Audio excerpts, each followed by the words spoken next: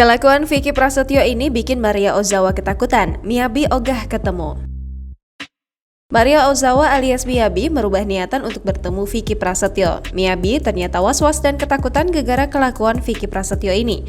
Hal ini terungkap lewat pengakuan Miyabi melalui wawancara di akun YouTube Repezen Fox pada Senin 4 April 2022. Ternyata, sang mantan bintang film dewasa itu sengaja menyembunyikan kedatangannya ke Bali dari Vicky Prasetyo. Kabar kedatangan Miyabi ke Indonesia beberapa waktu terakhir menjadi sorotan tak terkecuali artis Vicky Prasetyo.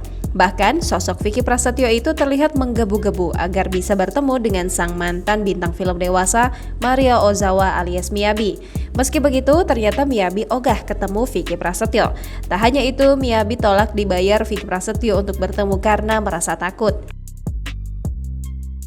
Miyabi yang baru saja sampai di Indonesia mengaku belum pernah bertemu dengan Vicky Prasetyo. Dirinya hanya kenal sebatas teman di media sosial Instagram sejak tahun lalu. Awal mula perkenalan Miyabi dan Vicky Prasetyo hanya sebatas menyapa di Instagram. Kemudian Vicky Prasetyo menanyakan kapan Miyabi ke Indonesia. Menurut Miyabi, Vicky Prasetyo menjadi agresif sejak dirinya melakukan video call bersama Raffi Ahmad. Miyabi mengaku jika Vicky Prasetyo meminta video call dengan dirinya seperti yang ia lakukan dengan Raffi Ahmad. Bahkan Miyabi menyebutkan Vicky Prasetyo berani membayar dirinya. Melihat respon Vicky Prasetyo, Miyabi menjadi was-was dan takut kepada Vicky. Hal tersebut menjadi alasan Miyabi merahasiakan kedatangannya ke Bali dari Vicky Prasetyo. Miyabi hanya menghabiskan 3 hari liburan di Bali sebelum kembali ke Jepang.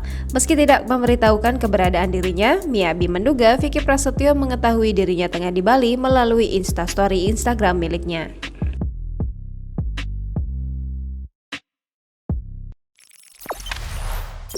Jangan lupa subscribe, share, komen, dan like ya!